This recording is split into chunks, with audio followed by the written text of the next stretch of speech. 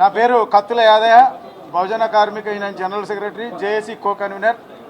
మరి ఈరోజు గౌరవనీయులు ట్రాన్స్పోర్ట్ మినిస్టర్ గారితో దాదాపు సుదీర్ఘంగా 3 గంటల పాటు చర్చ జరిగింది. మరి మా సమస్యల మీద అన్నిటి మీద సానుకూలంగా స్పందించిండు. 3 గంటల పాటు క్లుప్తంగా విషయాలన్నీ అర్థం చేసుకొని అందులో దాదాపుగా 8 డిమాండ్లు ఓకే చేసిండు, ఒప్పుకున్నారు. మరి ఒక 3 డిమాండ్లే ప్రభుత్వంలో విలీనం, 2021 పే స్కేల్, తర్వాత ట్రేడ్ యూనియన్స్. వీటిని ముఖ్యమంత్రి గారితో చర్చించి త్వరలో మిమ్మల్నే పిలిపించి మీ అందరి సమక్షంలో ముఖ్యమంత్రి గారితో మాట్లాడి మీ సమస్యలు పరిష్కరిస్తాం.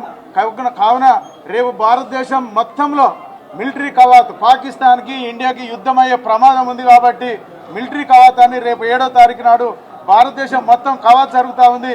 కాబట్టి మీరు దాన్ని కూడా దృష్టిలో పెట్టుకొని మరి మీరు ఈ సమ్మెని వాయిదా వేసుకోవాలని చెప్పి కోరడం జరిగింది. కాబట్టి మేము అటు ప్రభుత్వాన్ని ఇటు కార్మికులని ఇవన్నీ దృష్టిలో పెట్టుకొని మరి ఇప్పుడు ఈ సమ్మెని మేము వాయిదా వేసుకోవడం జరుగుతూ ఉంది.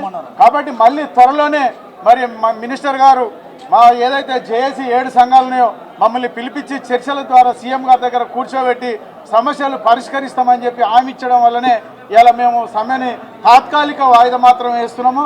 ఇది పూర్తిగా కాదు, తాత్కాలికంగానే వాయిదా వేస్తున్నాం. ముఖ్యంగా ఇలా మాకు సహకరించినటువంటి కూనంనేని సాంబశివరావు ఎమ్మెల్యే గారు, మరి మధుసూదన్ రెడ్డి గారు, రామ్మోహన్ రెడ్డి గారు, మరి కోదండరామరెడ్డి గారు, మరి వీళ్ళ మా సమ్మెకి సపోర్ట్గా వచ్చి వాళ్ళు సమస్యలను పరిష్కరించే విధంగా ముందు వరుసలో ఉండి ప్రత్యేకంగా వాళ్ళు చేసినందుకు వారికి కూడా కృతజ్ఞత తెలియజేస్తూ ఈ సమావేశం మేము సమ్మెను వాయిదా వేసుకుంటాం.